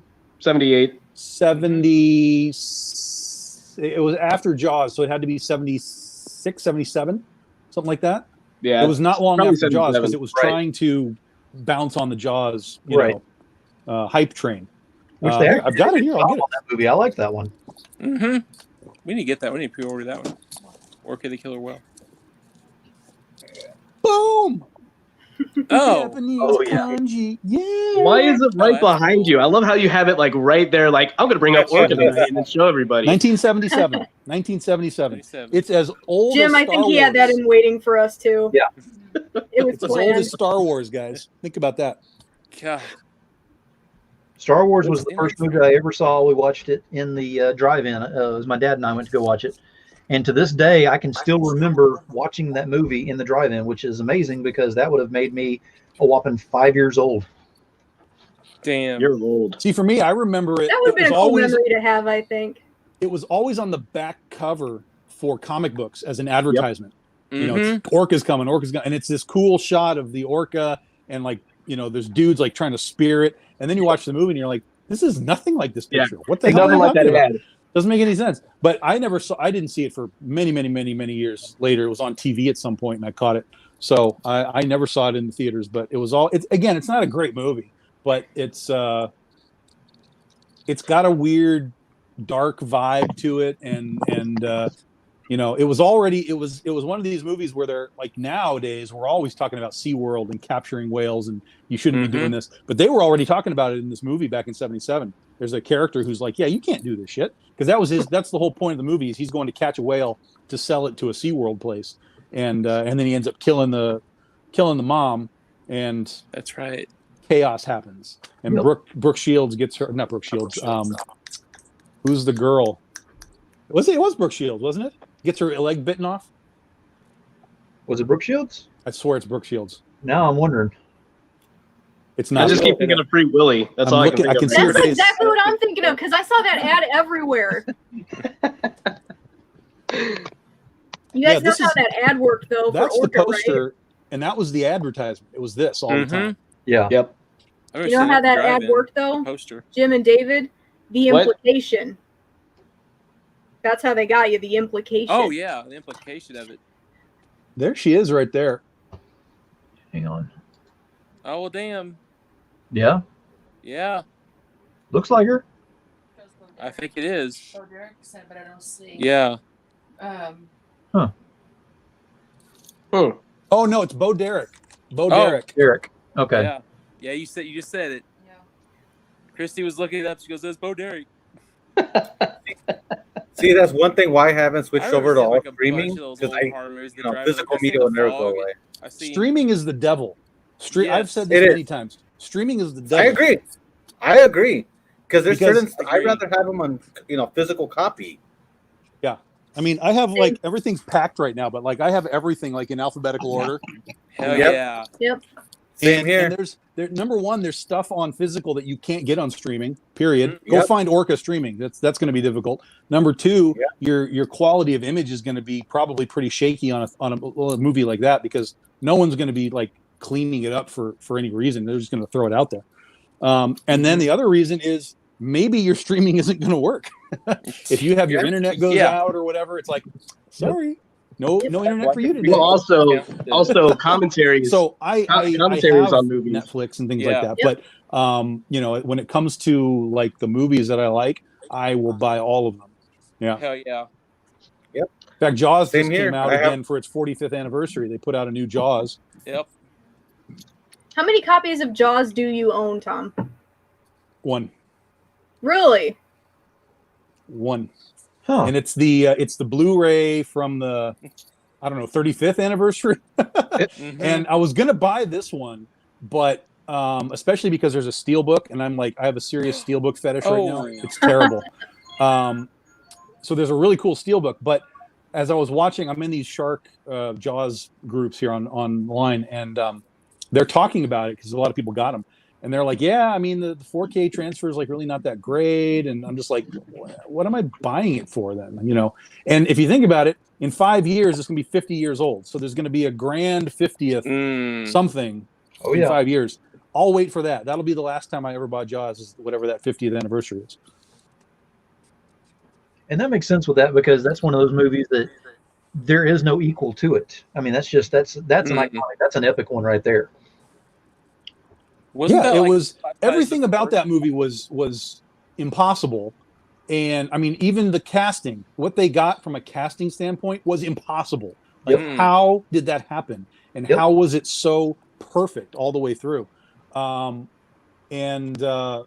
fact that the shark didn't work all the time played to the advantage of the movie. I mean, how is that possible? Yeah. Like, everything just worked. Everything went wrong and worked perfectly at the same time.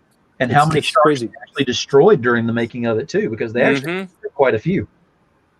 Yeah, I think there were like three. Well, I mean, they had multiple versions for like close-ups and stuff too, but I think they had 3 actual tracked sharks that they could do different things with, and each one had different abilities and so on for different shots. But Jaws is great. And what's funny is in the group, we have. They talk about all the sequels and so on. And I keep telling people in the group that Jaws 2 is almost a perfect sequel. And people are like, the hell are you talking about? Like, no, dude, it's great. And what I didn't know, and what actually probably elevated Roy Scheider's his acting, was he was trying to get out of his Universal contract. Yeah, he didn't want to do that movie. Pissed to be there, and apparently he treated everybody like shit. And thinking about that, and then you watch the movie, he's so angry in that whole movie that clearly he was letting his real life, like, this sucks balls, come out in the Brody character, which I think he did a great job in Jaws 2, and it was such a great shift of tone. It focused it on the kids. It had its own soundtrack that modified itself. I love Jaws 2. I think it's a great sequel, and I think it's a great movie just in and of itself. And it's one of those movies where it's something that you really can't see today. Jaws 3, not so much. Jaws 2 is Jaws 4, a PG not so much movie. Either. But at least Jaws 4, they retconned it and went back and connected it to number 2. Jim, PM me. I want to hear that.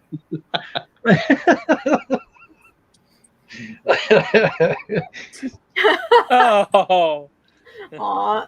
Now, let me ask you this, Dave. I'm going to kind of go into more of your forte with this. I mean, I know there's all of us, deal with this as well, but just kind of get you involved with this too. With horror movies, what are some of the better ones that you've seen that actually had good sequels that have come by that have actually followed? Because there have been bad ones. So what are some of the good ones? Crap. Of course, Aliens. I think it's like one of the better sequels that I've seen from Alien. Oh, crap. Yes. I don't see the good horror movies. Like, I'm the one that sees, like, Demon Wind and freaking, Army of Darkness. Army of Darkness was a good sequel. Evil Dead 2. Evil Dead 2. Yes, Evil Dead 2. Like the semi-sequel remake. I love. Yeah, but that was just a retcon, same story. But the actual sequel was Army of Darkness. I mean, like true sequel, and that was a great movie. Oh God. Yeah, that's about the only two I could really think of. Like I said, I'm the one that watches the really crappy B. Yeah. Critters 2. Critters 2 was better than the first one. Got boobs in it. Okay. Jeepers Creepers 2. I'll agree with that. Way better than the first movie. With that. Because you see the creeper way more, and all the fucking cool ass shit that he had. The fucking throwing stars. Creepy in that goddamn movie too. He was creepy. And he freaking took the wing where he fucking sucked that dude's head off. I haven't seen any Jeepers Creepers. None. The third one, they should have called Jeepers Creepers 1.5 because it's between 1 and 2. So why would you call it 3 if it's not a true sequel? Like the spin on it at the ending. Well, spoiler alert if you haven't seen it, but at the end they reveal it was like the kids getting on the bus for the second one. I'm like, yeah, I was like, come on! Like I was waiting for number 3, where the old guy's just sitting there waiting for that motherfucker to come back, and he just like fucking hits it, but then like it fucks up and like it jams or something, and then he fucking flies out. What are you yesing?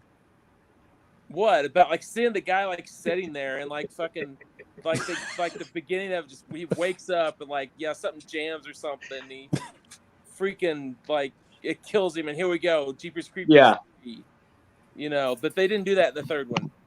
Yeah, they should have asked me to write that. I would have written a way better 3. Yeah, I heard that. Yep. So let me ask you this, because we had mentioned about Aliens, with the franchise and everything with that, it was going really well. And I'm kind of throwing myself out on this one, but Prometheus to me did not do what they expected it to do. It was not the end all I was looking for. Well, Prometheus wasn't the movie that people wanted. They didn't. They wanted it to connect directly to Aliens, and it didn't. Yeah, they thought it was going to be a direct. You have this 2-hour film of this expectation of connecting the threads at the end, and it didn't. And so, even regardless of with Alien Covenant, how good or bad Prometheus itself as a standalone is, without the connection, the fans are going to come out of that going, well, this was some bullshit. Yeah, I mean, that makes sense with that. And I think that they had the franchise, they were working with it very well. They went into it that way. And how do you pull yourself out of that now? Because now they've kind of lowered their standards to a degree on there, so they need to really pick it up quite a few notches to get back up there where they can actually surpass Aliens 2. Because to me, the Aliens franchise is dead. I mean, from Alien 3, which was crap, Alien 4, I actually enjoy it because it's one of those stupid popcorn monster movies. But I liked it. It's fun. And then you have both Alien versus Predators, which were not well received. And then you had Prometheus, and then you had Alien Covenant. They were all tank jobs. So the Alien franchise at this stage is dead as a doornail. Now that Disney owns it, after they bought Fox, who knows what they're going to want to try and do? But Mickey Mouse space huggers, and for right now, there is nothing that Aliens can do to bring themselves. I did read that Ridley Scott wants to do another one. He wanted to do that after Covenant, but I mean, why? The last one he did made like $80 million statewide. I mean, nobody cares. It's like a dead franchise. And that does make sense. I mean, there's too many other things to go ahead and get involved in, because it rode that pony till they made all the money they possibly could, and then they just rode it into the ground, where now, like you said, $80 million is, you're barely breaking even, if even that nowadays. Yeah, I mean, that's it made overseas money. I don't know how much it made there, but it wasn't much. So it was not a success in any stretch of the imagination. But I mean, I couldn't even tell you, even as a writer right now for myself, I couldn't even look at the franchise and be like, I can see the piece that they need to work on. Like, I have no clue. It is so spread out now, from Aliens to 3 to 4 to whatever the hell Covenant and Prometheus are. It's so spread out and nothing connects, that I don't know that you could really even find a focal point and be like, let's do this. And if you're just going to come back and make another Aliens, well, we've already been there. We've done that, So, you've got to be a way. I mean, really, and Prometheus even took away the idea of like the alien home planet because they were genetically created versus coming from somewhere, which is fine. I have no problem with that origin story, but you've now removed that as a possible story point. Predator, at least we know they have some kind of a home planet. They come from somewhere. We've seen it. Right. I don't know what the hell you do with aliens at this point. And there's really no, because I've been trying to think of, any possible crossovers they could possibly do or something, but they already did the Alien and the Predator, and that actually did decent. And then again, they wrote it into the ground and didn't make that much money off of the last one that they did. Yep. So that's, again, another dead one there. So you start thinking about it, what else could they possibly cross over with? And there's really not a bunch out there that you could, and it makes sense. I mean, they can do anything. They could have a crossover with Marvel if they wanted to, which would be a bad idea. Yeah, and that's the thing. You're not going to see, I mean, look how long it took to even get something like a Freddy versus Jason. I mean, you're just not going to see this stuff happen. A lot of times it's just because studios own different things and they all want different things, and it's just red tape, and it's just, just not going to happen. The crossover is not the answer. You might be able to make a fun movie out of it, but you don't build a franchise off of, aliens versus Thanos. Like, nobody gives a shit about that. No. That's a dead, I'd watch it. It's a dead concept already. So I'd watch it, but I'd be the only one in the theater, but I'd see it 20 times. I'd go. I'd go. Figure out a way to rebuild the universe, and that's kind of what Prometheus was supposed to do, but it took the long roundabout way, and I think it kind of flopped in a lot of people's eyes.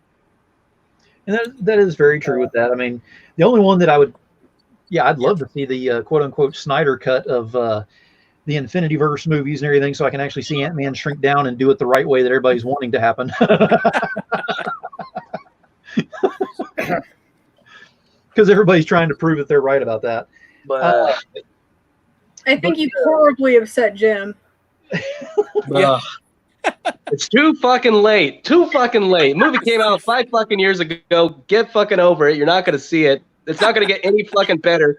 Fucking Wonder Woman's not going to be blowing Batman or Superman. And I'll tell you the other thing that's dead right now. This is what we should have opened with. And I'll tell you the other thing that's dead right now is Terminator. Yep. Oh my god. Oh man, that what was the last? And that hurt. Dark Fate. Genesis. Yeah, Dark Fate. Dark Fate. Biggest because it was Genesis and Dark Fate. I have seen in a long time. What a piece of garbage. They killed it within 5 minutes. Yeah. It was like watching Mortal Kombat Annihilation. Spoiler alert. Oh my god. I haven't seen it yet. Yeah. Fuck. Yeah, you've got, all these franchises, everything has an ending. Everything has a finale. I mean, you can't milk it forever. Not the never-ending story. story. We live in the age of nostalgia, but that doesn't mean that we need Indiana Jones 5, 6, 7. It doesn't mean we need Transformers 12, 13, and 14. Ugh. Eventually, all of this reaches a boiling point, a maximum level of saturation, and you're done, man. You got to walk away from it. And it's something where you got to walk away from it for decades before you can come back in, have something fresh, some nugget of whatever you want to do with it, and relaunch and go.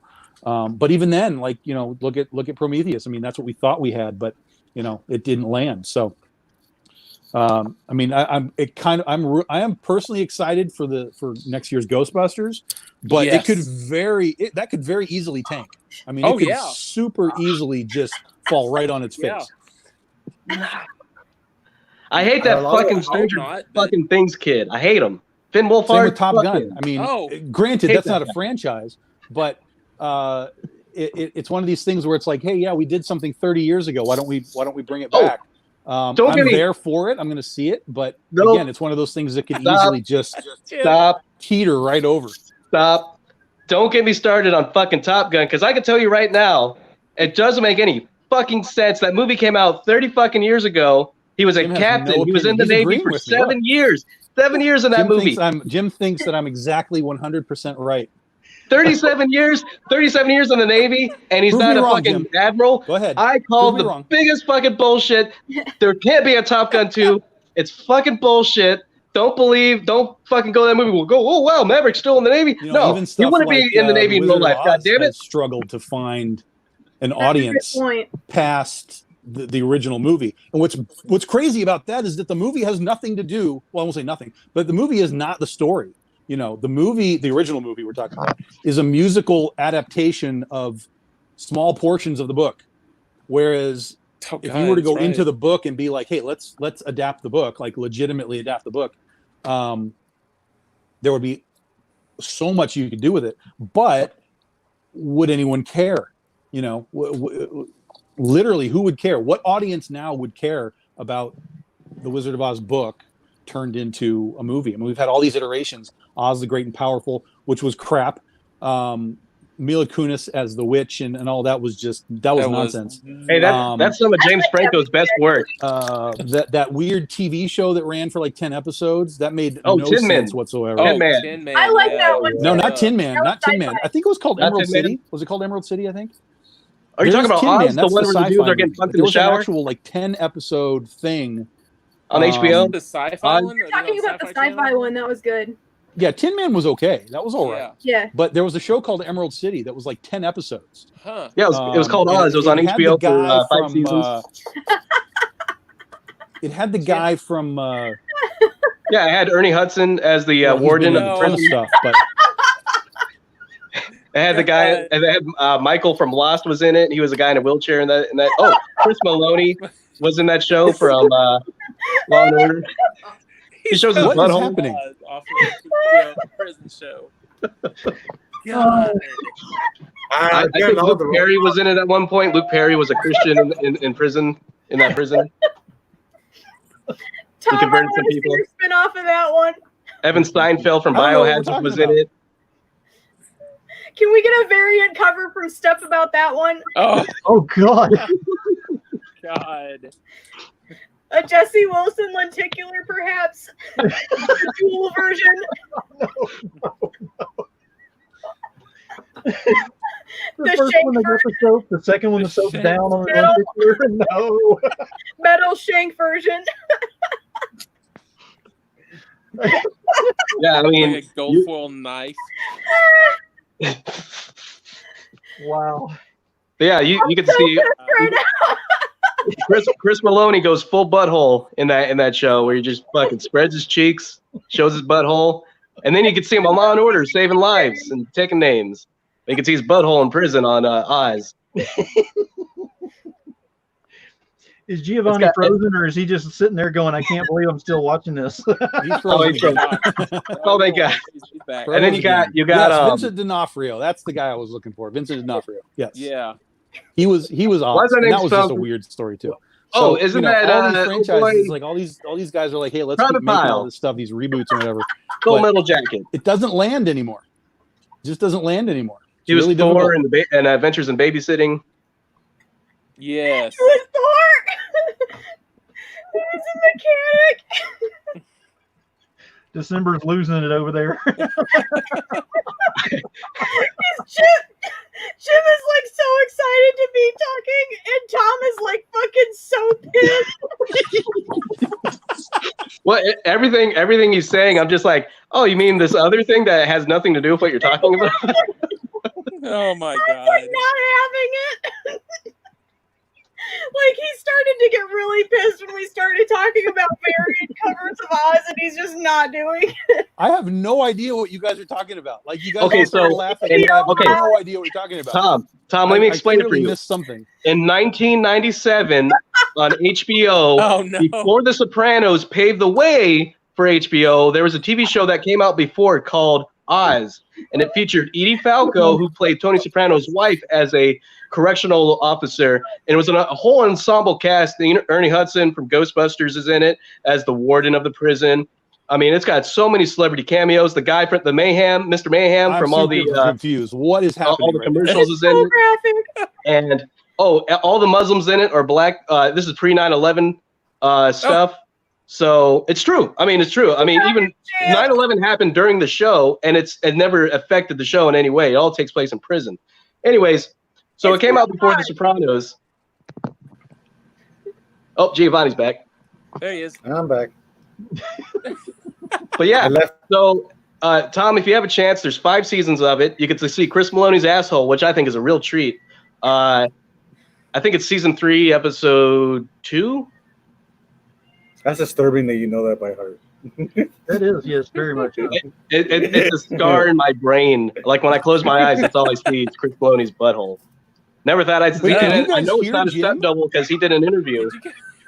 He did an interview saying, "I told my parents not to watch that episode."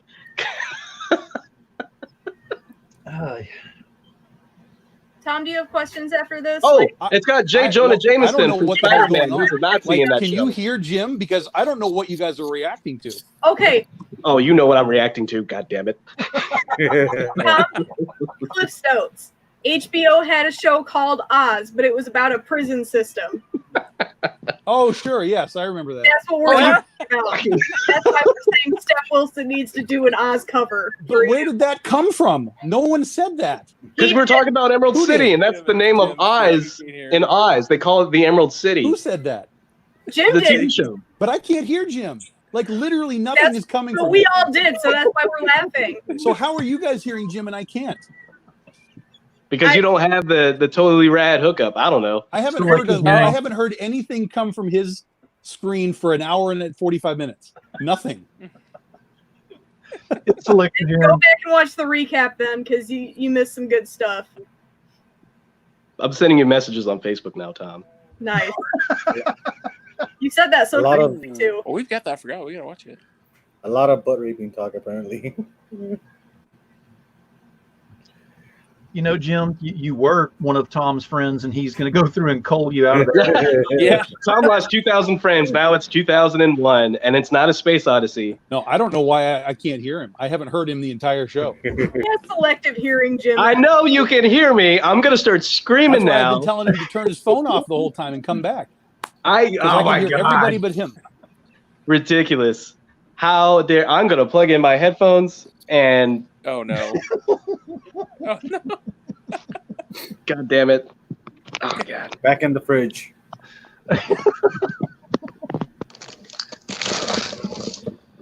Oh, it's too much fun.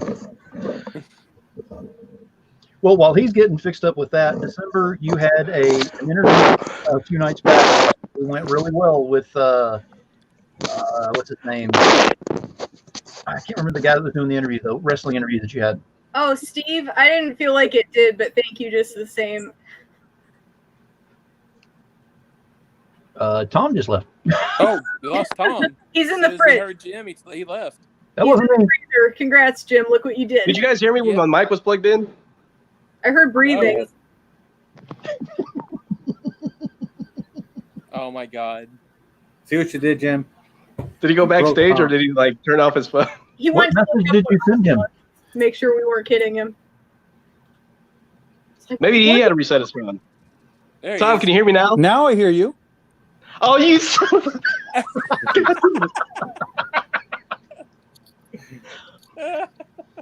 All right, so now that you can officially hear Jim, we're going to start the entire Unscripted all over. Tom, what is your favorite We have fast food 2 restaurant?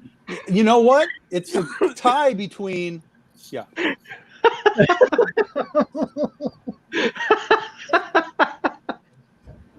Giovanni's like, I'm never doing this again, ever, ever. And I'm also, and he's also telling Jim, I want out of this. Like, no more Kickstarter. No. Fast food, butt raping. It's been a weird show so far. Buttholes. I don't know. Not a weird show. I mean, I'm so Chris Maloney. Chris Maloney's like one of the most just watching attractive it, so I'm dudes. enjoying this. You get no baloney when you look at Chris Maloney. Oh my goodness. I loved him in Wet Hot American. Wet Hot American Summer, the best role for a movie. Yeah. Oh, I love that movie so much. That's a great movie. Which one? I missed it. Wet Hot American Summer. Oh God. Love that It's movie. pretty good. Bradley Cooper, Yeah. Amy Poehler, Paul Rudd, freaking old boy in that movie, Michael Ian Black, those other guys. Oh, old girl Elizabeth Banks. Yeah. Oh yeah. Yeah, she's a pretty lady in that movie. She's a pretty lady in every movie. Yeah, she is. Doesn't age. All right, so we're starting to get to the point of winding down here. So we're going to go ahead and start off. I'm going to start off with you, Jim. Go ahead and tell us what you've got going, where to find you and everything with your project and all. And we'll kind of go around the board on this.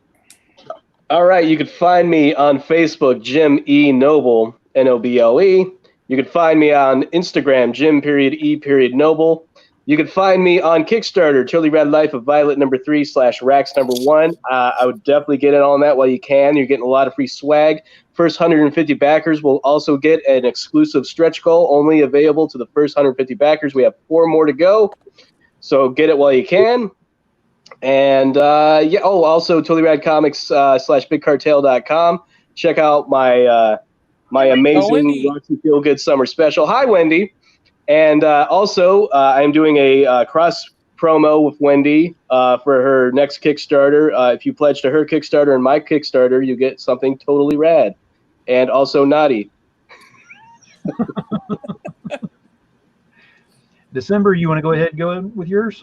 Sure. Facebook /MissDecember32, Insta and Twitter /TheMissDecember, blogspot.com decemberlace.blogspot.com for all my writing. It's totally free. The links are listed on there, and it'll take you right to my poems. And I'm also working on there's going to be a new poem for Tom's Princesses versus Zombies that was just announced. So that'll be coming up soon. And I've got a lot of writing projects in the mix, so just check out my blog, and it'll be full of the new ones. I'll post them when they get posted by the various publishers I'm working with. Very cool. And if you have not read any of December's poems, go and look at those because they are amazing. Thank you. All right, David, go ahead and tell us about Starbucks. Well, you can catch me at Starbucks in Springfield, Missouri. You can find me on Facebook, Instagram, Twitter. Just search David Fott or my hashtag SketchArtist76. Of course, I've done a couple comics for Big Dog Ink here recently. That was a very successful Kickstarter, Tom. Again, I congratulate you on that for Princess vs. Zombies, and then I done a golf cover. Right now, I just got to finish the cover for Jim for his was it summer special? Roxy's Summer Special. Yes, that's coming out. And right now, I'm just kind of doing some commissions, getting ready to draw December Lace. A few hit-ups. Hell yeah, that was awesome, man. Oh, man, I can't wait. And but yeah, right now I'm just doing some commissions and got a couple covers coming down the road. I can't say anything yet, but I'm in talks with now. So that's about it. Very cool. Giovanni? Well, you can find me on Instagram and Facebook, Giovanni Barunda, 83, or Giovanni B83. And I'm on Twitter, but not really. I kind of avoid Twitter because it's a cesspool of just people complaining. But I'm on there. And I have a short story with Violet #3 coming out. So I'm excited for that. People to check that out. And besides that, hopefully in October time, we'll have Neon coming out soon from Totally Rad. Totally Rad. Yeah. Now, whenever you have Neon coming out, I would like to get you on as a guest for that as well, so we can go ahead and do a soft launch for you for that. Woo! For sure. Cool. That'd be awesome. Very cool. And Tom, what do you got going? Because I know you got all kinds of stuff. Well, up next is July. We're doing our 10-year anniversary Critter hardcover book. It'll be basically about a month from now, middle of July. I'm doing that. That'll be on Kickstarter, and then into September, it'll be ClickCon time with myself and Wendy Shaner, which will be one new character, which is my character Catnip, and then 2 of their characters, which are spin-offs from their existing series. So it'll be one big 64-page book with 3 characters in it, and then we'll be moving into October with Ursa Minor. So a lot left to do for the rest of the year. Very cool. And you were saying something about July 1st. You've got something going on with that if you want to go ahead and talk about that. Well, yeah, July 1st, for those that do Facebook, we do a Facebook group called Comic Book Shopping Network, CBSN. And I do a live show every Wednesday night, 10 p.m. Eastern Time. Next Wednesday, this coming Wednesday, will be our normal live show. But on July 1st, we're going to do a special ClickCon sort of debut with CB Zane and Wendy Shaner, we will be together for the first time doing a live, just like we're doing here. It'll be the three of us talking about ClickCon and the Kickstarter and the characters, and we're going to start teasing the teams that are going to be working on things and all of that. So that will be July 1st. Very cool. Awesome. All right. So before we go ahead and leave, I just want to go ahead and say to everyone that is here or out there that's going to be watching this later, is watching it now, if you're a father, happy Father's Day, because it is officially Father's Day now. Oh, right. I'm just waiting for that phone call. Waiting for that knock on the door. You're my father. Come on down. Here we go. My favorite day of the year. All right. So everyone be safe. Wash your damn hands. Do the normal things you're supposed to do. And do something nice for somebody. I mean, it doesn't take much to do something. And that always, it may rub off on some other people, and they'll start doing nice for other people, and it'll kind of rub off. You're ruining my moment, Jim. Unscripted episode 7, signing off. Keep it united, y'all. Woo!